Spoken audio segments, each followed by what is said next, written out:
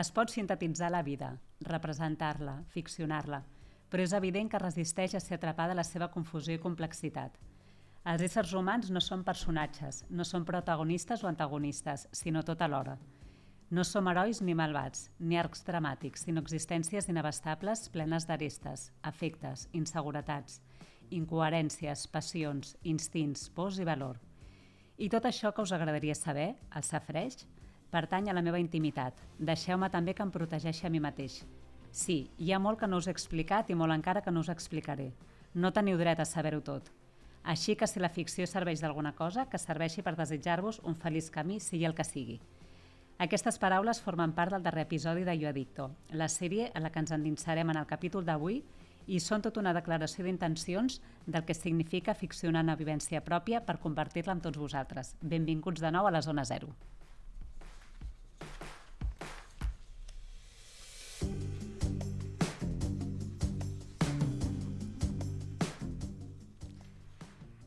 El 2 de gener de 2009 era un divendres. La majoria de vosaltres molt probablement no recordareu on éreu aquell dia, però per Javi Giner, que ens acompanya avui, serà el dia que marqui un punt d'inflexió a la seva vida. El 12 de desembre de 2008 la seva vida va tocar fons i uns dies més tard va decidir fer el gest més valent de tots, entrar en un centre de desintoxicació. Jo Addicto és la història d'aquest viatge vital i abans que una sèrie ha estat un llibre, ja va per la 9ª edició, on en un exercici de generositat i honestedat al qual estem molt poc acostumats, ens ha deixat acompanyar-lo en el vertigen i tsunami d'emocions que suposa confrontar-se amb el seu jo més profund. La sèrie de 6 capítols s'ha estrenat el 30 d'octubre a Disney, després de ser ovacionada a la secció oficial del Festival de Sant Sebastián i ser guardonada serialitzades com a millor sèrie nacional. Avui volem acostar-nos al procés creatiu de les sèries basades en les pròpies vivències i reflexionar com és el procés d'escriptura quan les trames són la pròpia biografia. I per parlar-ne tenim amb nosaltres a Javi Giner, protagonista d'aquesta història. Hola, encantat. Què tal? A la Laura Rubirola, la productora executiva de la sèrie. Hola, bones. I a l'Anaïs López, l'educadora social que va acompanyar el Javi en tot el procés i qui probablement mai s'hagués imaginat que acabaria sent interpretada tan magistralment per la Nora Navas. Hola. Tenim aquí una fotografia on veieu els dos personatges de la realitat i els dos de la ficció, no? Podeu veure a Javi Giner i a l'Anaïs López i els actors que els donen vida, no? l'Oriol Pla i la Nora Navas. Com sabeu, en aquest podcast el que farem és analitzar la sèrie i veure què del que es relata ha estat ficció i què ha estat real, no? Però abans començarem pel procés creatiu, no? Com s'aborda el procés creatiu quan el punt de partida és la pròpia vivència, no? I la pregunta és obligada, no? Com és aquest procés de ficcionar la vida propia? Primero te tengo que decir que me encanta cómo suena el capítulo 6 en catalán. Cuando te estaba escuchando digo, joder, qué sonoridad más bonita tiene. Sí. Que algunas veces traduces y no suena, pero que te estaba escuchando y digo, joder, qué bien suena. A ver, es una cosa un poco compleja y arriesgada de hacer en el sentido de que evidentemente, como bien has leído, la vida tiene sus propios códigos y el lenguaje dramático tiene sus propios códigos, ¿no? Entonces, evidentemente hay un esfuerzo de transformación a un nuevo lenguaje, que en este caso primero fue en un libro y después en la adaptación de ese libro a otro nuevo lenguaje hermano, de alguna manera. Y yo creo que la gran clave, o por lo menos la manera en la que yo he intentado acercarme a la adaptación de Yo Addicto ha sido no estar demasiado enamorado de la realidad o de cómo pasaron las cosas, ¿no? Creo que en cualquier proceso creativo es muy importante establecer un terreno de juego o una serie de normas para ti mismo o para ti misma que si te pierdes o te confundes por el camino, que siempre hay momentos en donde eso forma parte del proceso, que de alguna manera tengas una especie de ancla a tierra, ¿no? En el caso de Yo Addicto, por ejemplo, para mí fue vital desde el comienzo que todo lo que sucediese en la serie hubiese ocurrido en la realidad. Eso no quiere decir que lo que ocurra en la sèrie ocurrió como Això és el que parlarem ara, no? Dels mecanismes narratius. Claro, no? Entonces yo muchas veces, perdón, a lo largo del proceso de escritura incluso he llamado a Anaïs en el sentido de preguntarle, oye, esto podría ser así, ¿tú qué piensas? ¿No? Y luego, por ejemplo, ha habido un efecto del cual yo era muy consciente y perseguía, que así como el libro está narrado en primera persona absoluta y es absolutamente fidedigno con cómo recuerdo yo las cosas o cómo ocurrieron, el Javier Giner de la pantalla ya es un personaje, igual que el resto de personas que salen en la serie, ¿no? Y entonces, en ese sentido, yo hablo como de una especie de multiplicación de almas, que al final lo menos importante es que se llame como yo, o que me represente a mí, porque realmente a quien está representando es a muchísimos adictos y adictas que están ahí fuera y que están atravesando un proceso como el que yo hice, ¿no? Yo siempre pongo un ejemplo para que se entienda lo que quiero decir, que es que, pues por ejemplo, el personaje de Javier realiza un intento prácticamente que lo lleva a cabo de agresión hacia el personaje de Anaís en la serie, ¿no? Eso, por ejemplo, nunca ocurrió en la realidad.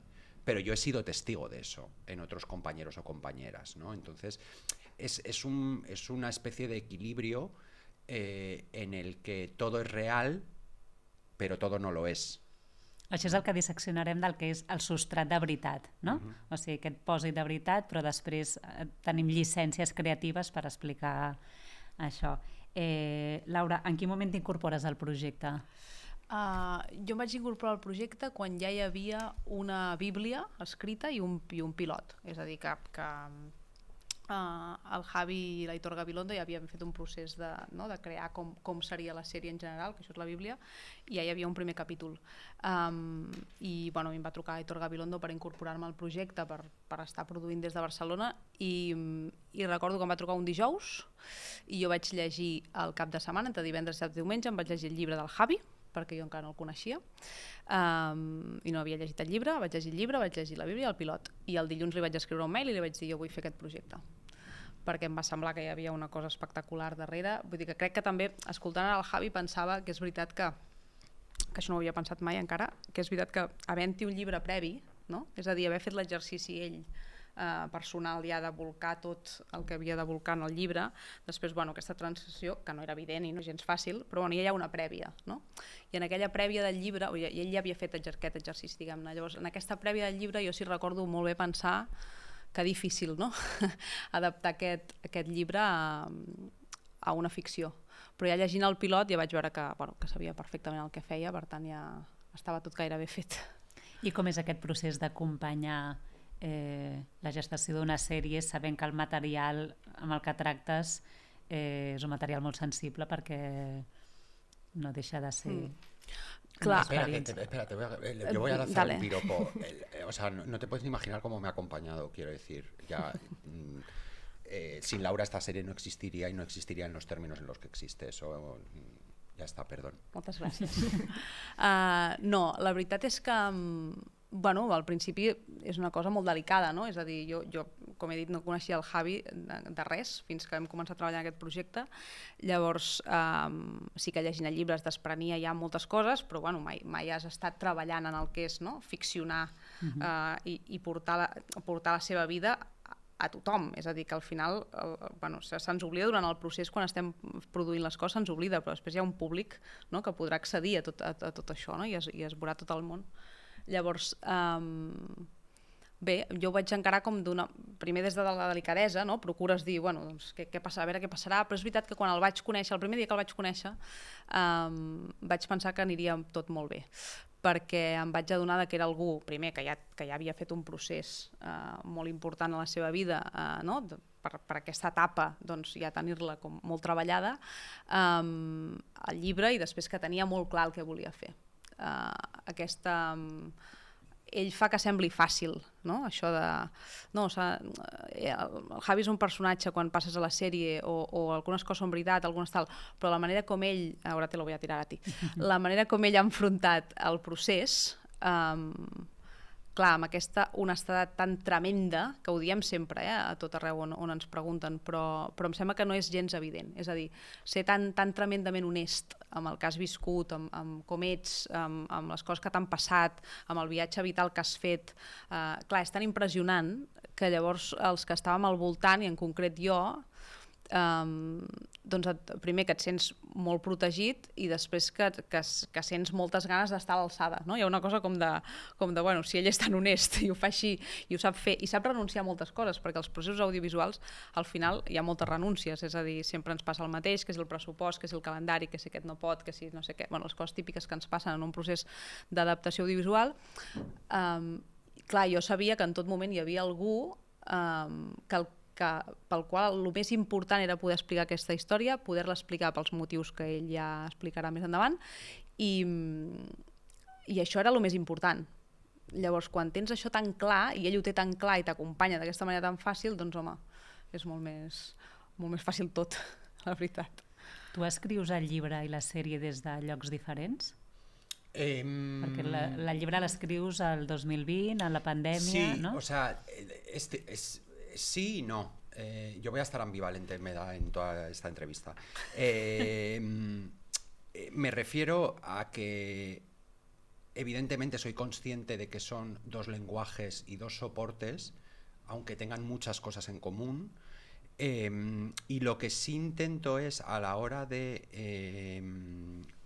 convertirlo en serie, primero rodearme de un equipo de guionistas o de asesores, como pueden ser estas dos personas, que también me ayuden a mí a, de alguna manera, separarme del propio contenido, ¿no? O sea, hacer ese viaje hacia el Javier Giner de la pantalla eres tú, pero no eres tú, ¿no? Y entonces lograr esa especie de distancia que yo necesitaba también para poder acometer el rodaje de esta serie de la manera que lo hice, ¿no? Entonces, para mí era muy importante tener unos ojos externos que además no me respetasen ni respetasen la veracidad de mi vida. Yo les decía a los guionistas todo el rato, no me respetéis, no respetéis a Javi, no respetéis a Javi, porque teníamos que llegar a construir un personaje de carne y hueso, pero que está atravesado por las leyes de lo que es la narrativa audiovisual, ¿no? Pero lo que sí, cuando te decía al principio sí y no, lo que sí me llevé del libro a la serie fueron ciertos pilares que a mí me permitían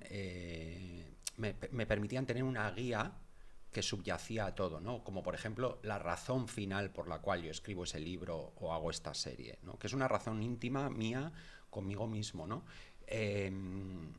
La forma en la que, o sea, esa especie de honestidad radical que mencionaba Laura que existía en el libro, para mí era importantísima también que estuviese en la serie, ¿no? Hay ciertas, incluso fíjate,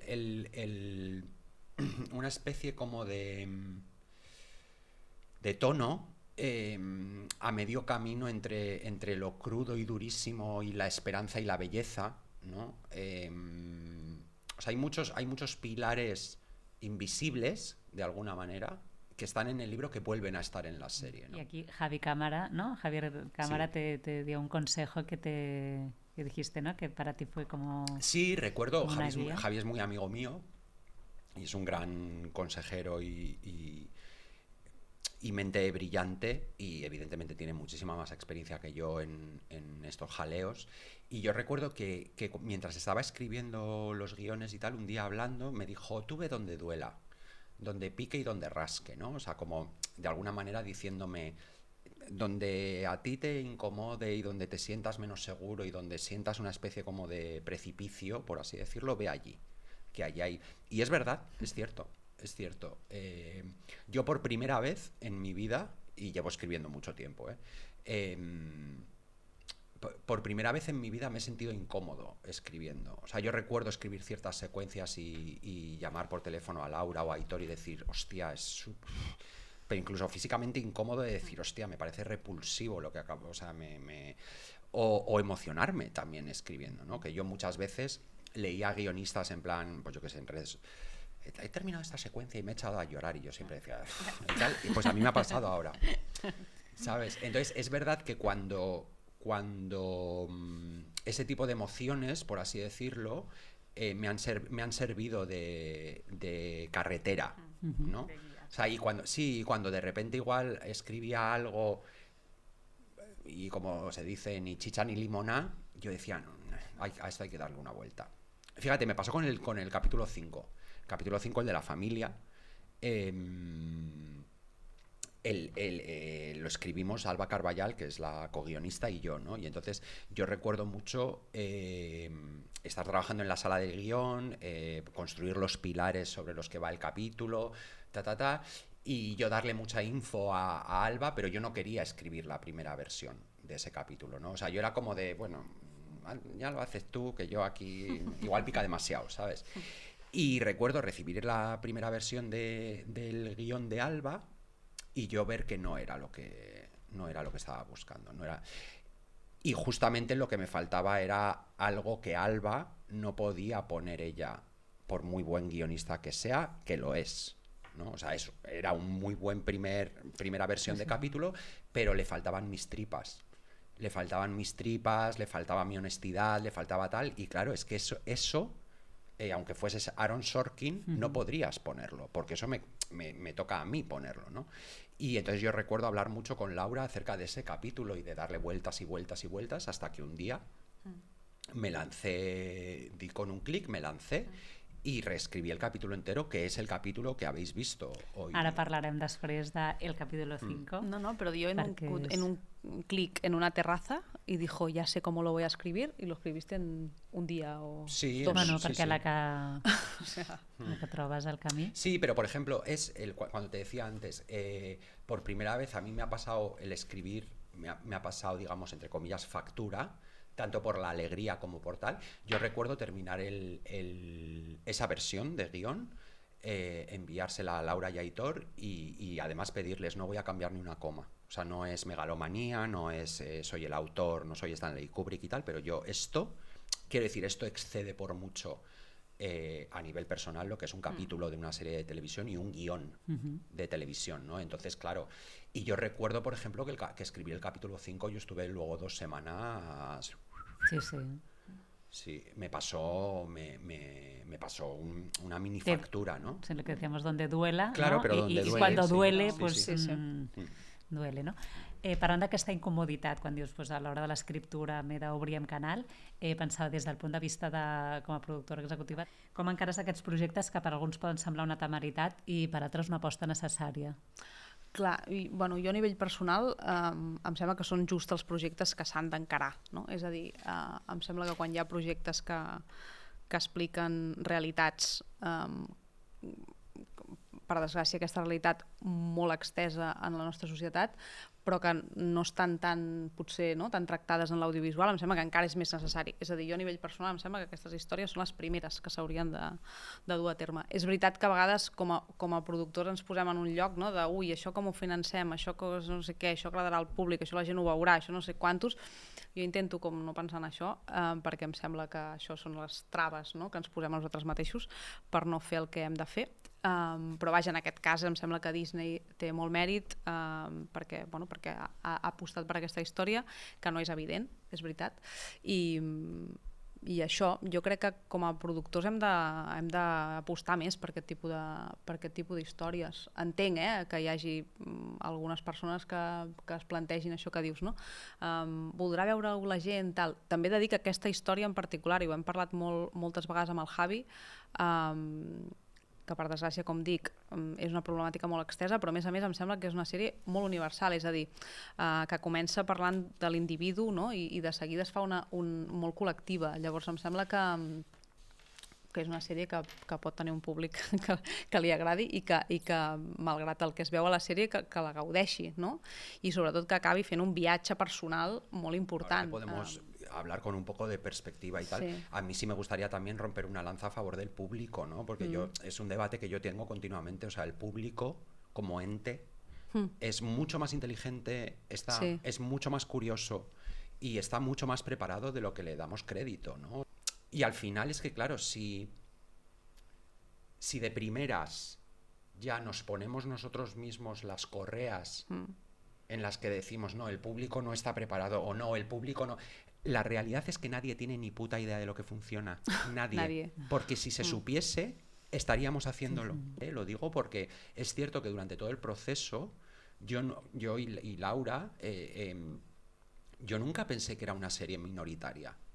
Yo siempre pensé que era una serie... O sea, porque al final, adicción o no adicción, de lo que va la serie es de la humanidad y de los seres humanos y de un viaje que atravesamos todos, que es convertirnos en quienes somos y saber cómo suena nuestra voz. Y es un viaje hacia la identidad, ¿no?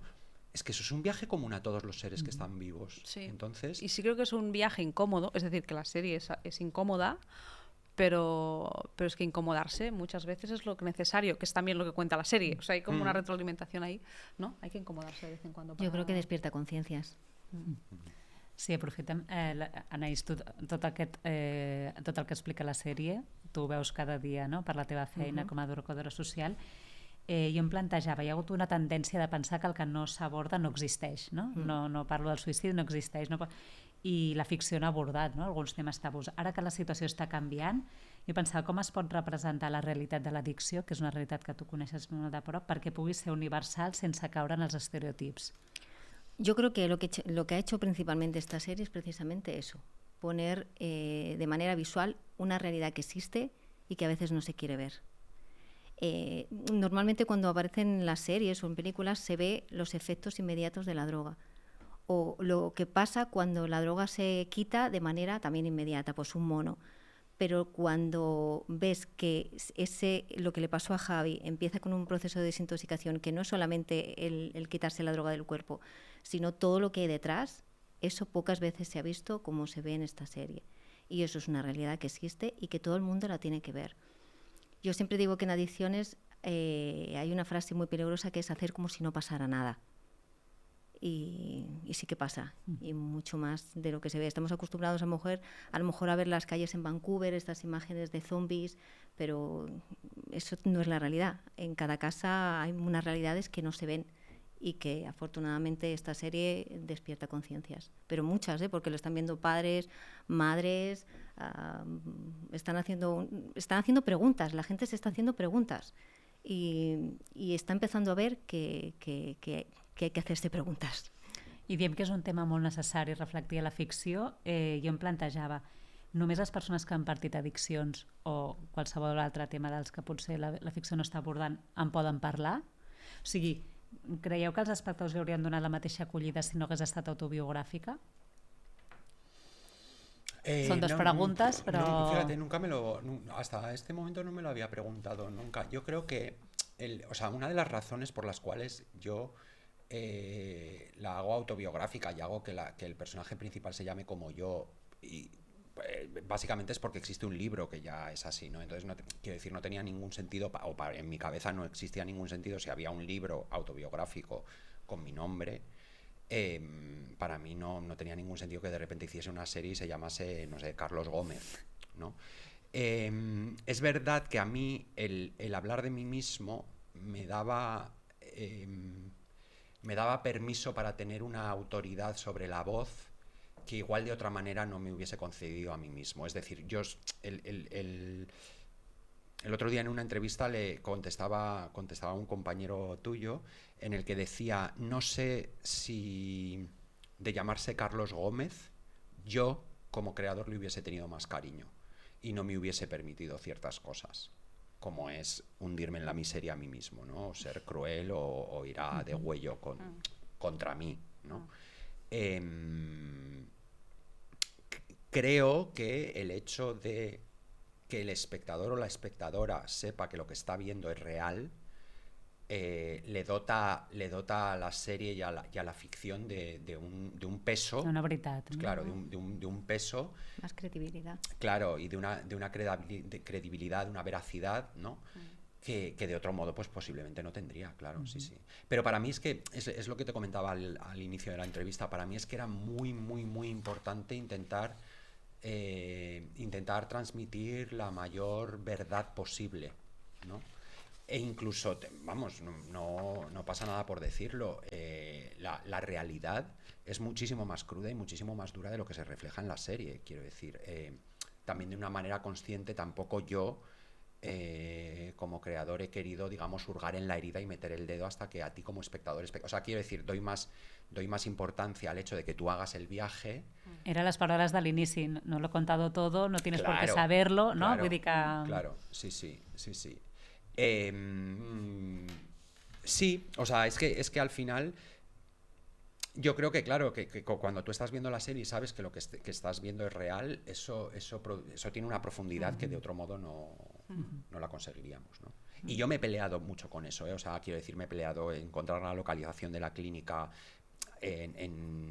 o sea, ha habido muchas decisiones tomadas por instinto a lo largo de todo el proceso que tienen que ver con esa veracidad y con esa verdad, ¿no? O sea, incluso, y fíjate, tú que decías, claro, hay estereotipos y tal, nos pasaba en el equipo cuando estábamos preparando muchas veces, incluso con los actores, esta localización para la clínica y tal, yo decía, no, porque esto parece una prisión, parece un tal, no es esto, es esto otro, no, incluso a nivel del equipo, muchas veces yo he tenido que romper ciertos estereotipos, ¿no? O sea, imagínate una tontería. Pues la primera localización, buscar una especie de hospital psiquiátrico con baldosas. Y yo decir, no hay una baldosa en la clínica. En la clínica no existen las baldosas. No? Sí, perquè una cosa és l'imaginari col·lectiu que un té, no? Respecte a és a dir, això o l'imaginari que s'ha creat a base de veure altres coses i pensa com seria una clínica, i l'altre és com és una clínica, no?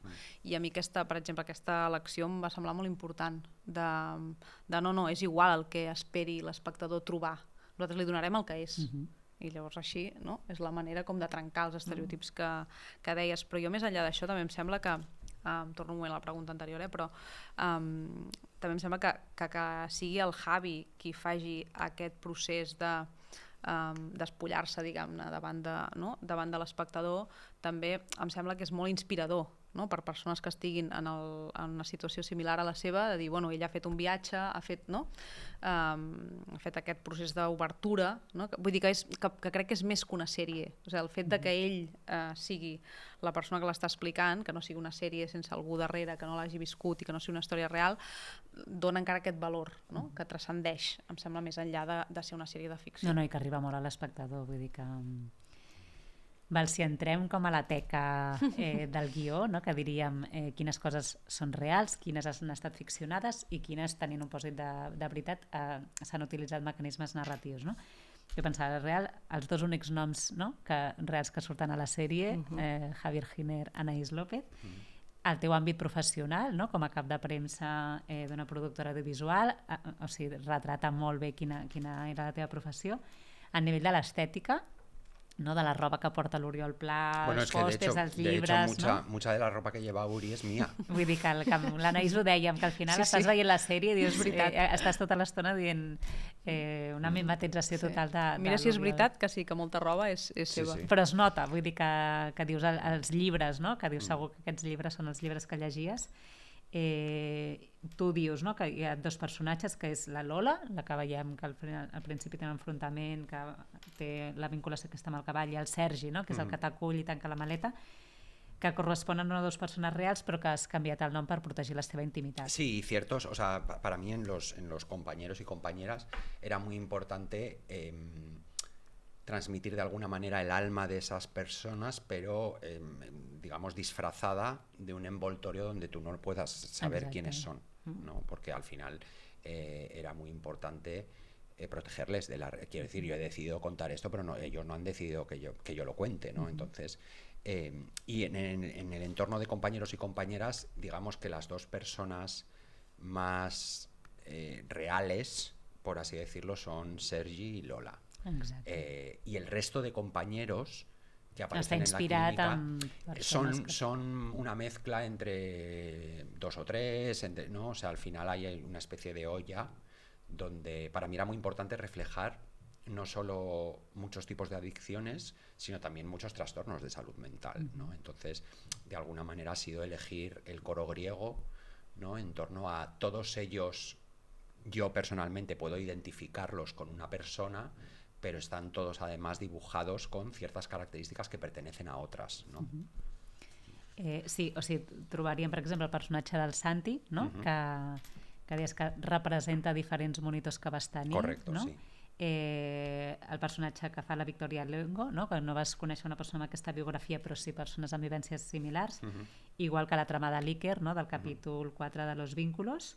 Aleshores, quan tu escrius, no sé si va ser el guió, va partir de tu, no? aquesta trama de l'Iker, la sortida del centre per anar a recollir els medicaments a l'hospital, què volies expressar amb aquesta trama? Les dificultats d'un cop surts, claro, el que et trobes el hecho de que al final en una desintoxicación todo el mundo es espejo del otro, ¿no? O sea, esa especie de comunidad es tan importante porque al final cuando Iker ingresa, que es el personaje de Omar Ayuso, ingresa en el centro, al final, para Javier es un espejo de quien él era meses antes, cuando llegó al centro. Y que no podía ver. Además. Claro, y que no era capaz de ver, ¿no?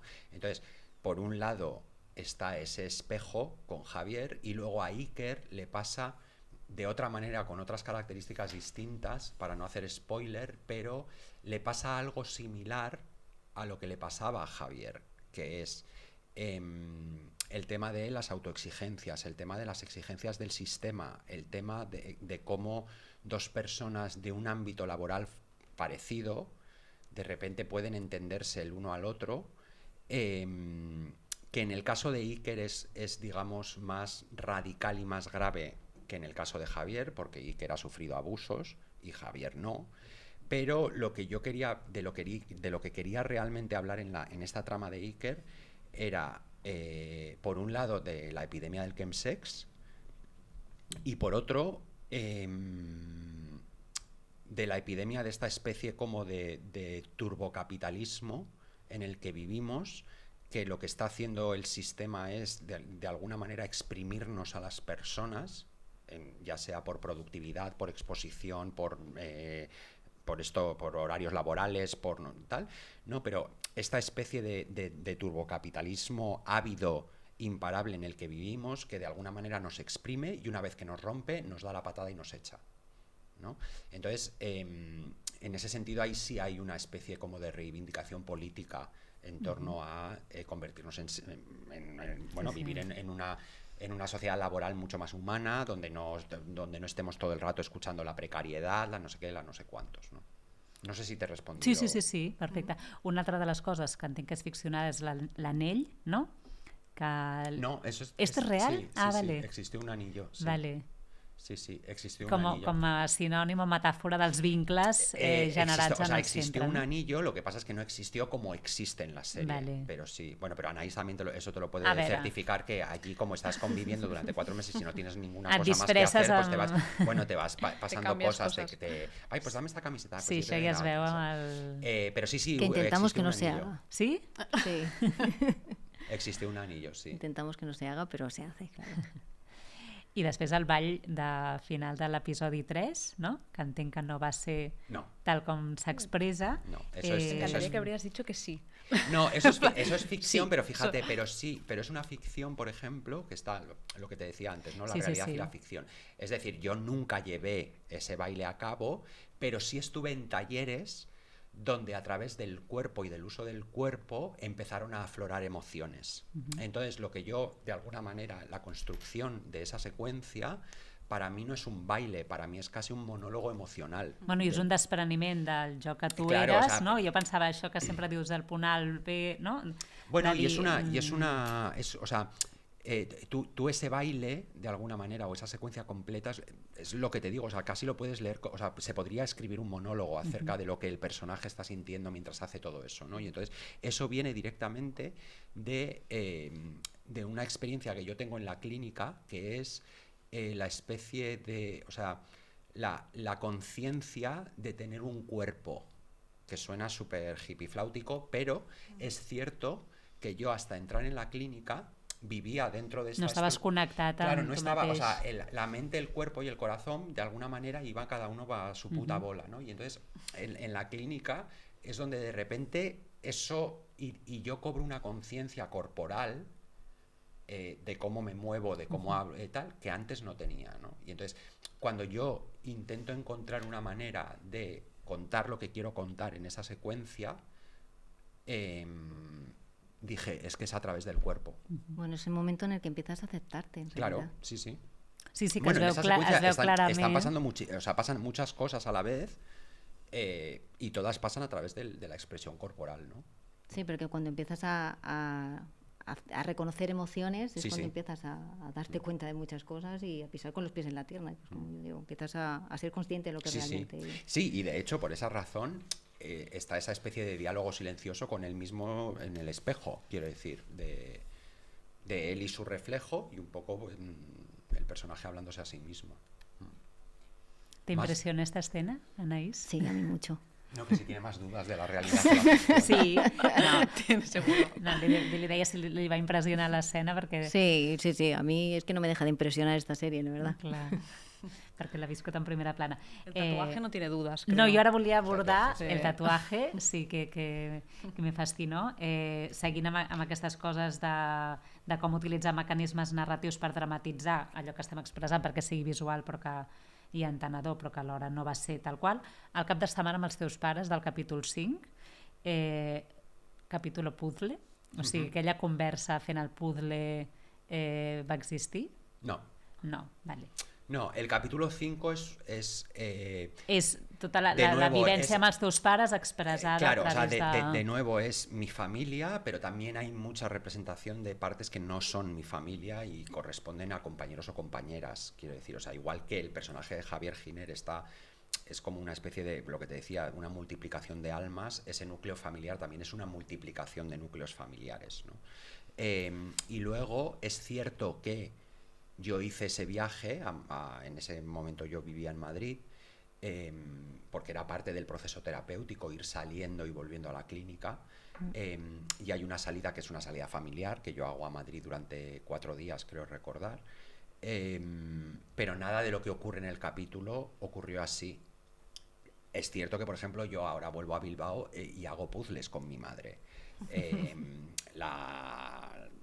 No quiero hacer spoilers. El tatu el tens, no? ¿Eh? El El tatu lo tengo, pero sin embargo no me acompañó mi madre a hacérmelo. Eso es ficción. Eso no sabía. Claro, Eso no fíjate. sabía yo. El pagaste tú. Sí, lo pagué yo. Y hay un dato que en la clínica no dejamos hacerse tatuajes. Sí, es que de hecho yo me hago el tatuaje después de salir de la clínica. Vale, eso no sabía. Y luego, por Se ejemplo, puede. la secuencia madre, o que yo llamo la joya de la corona, de ese capítulo. Del monòleg de l'Oriol Sí, Pla. el monólogo del Uriol y todo lo previo al monólogo del Uriol y tal, corresponde a, digamos, miles de instantes en los que yo he podido tener un estallido así. És la conversa que potser t'hagués agradat tenir. Sí, no, o sea, es una conversación, claro, a ver, És esa catarsis, no? Bueno, es que lo que ocurre, claro, ¿ves? Aquí se mezcla la realidad y la ficción. Quiero decir, yo llevo 16 años sobrio y hace 16 años que yo salí de esa clínica. Entonces yo nunca tuve esa conversación de esa manera con mis padres. Sin embargo, sí he tenido muchas conversaciones a lo largo de 16 años con mis padres de otra manera, ¿no? ¿Qué es lo que ocurre? Que en la ficción... Aquí hablábamos, exacte. Claro, o sea, yo... De condensar también. Del mecanisme narratiu amb el que claro, tu expresses ese tipo de aquest... conversaciones yo las he tenido muchas veces con mis padres, pero igual desde un lugar un poco más cariñoso que el que ocurre en la serie, ¿no? Sin embargo, es cierto que como en todas las familias, pues hay broncas, ¿no? Y quiero decir, al final es que es difícil de explicar sin haber... Es una especie como de olla donde tú echas todo, ¿no? Y salen las lentejas. ¿Sabes? Em sembla una metàfora fantàstica això sí. per explicar el procés creatiu Y que se tiene que hacer a fuego lento. Y se tiene que hacer a fuego lento, Sí. sí, total. Bueno, ens quedaríem aquí hores i hores parlant perquè... ¿Ya hemos terminado? Ja hemos terminado. Sí, és que portem 40 minuts, però... No parecía, pero... No, se me ha pasado Però ens superrápido. encantaria o sigui, tenir moltes més estones per parlar. Bueno, moltes gràcies per acompanyar-nos. Ens retrobem al proper capítol on analitzarem la sèrie Asalto al Banco Central, estrenada a Netflix el passat 8 de novembre, sobre l'atracament viscut a Barcelona el 23 de maig de 1981. Un thriller polític que posarà un cop més en tela de judici el relat oficial del cop d'estat. Però quan de tot això és cert, sortirem de dubtes en el proper episodi de la Zona Zero. No us el perdeu.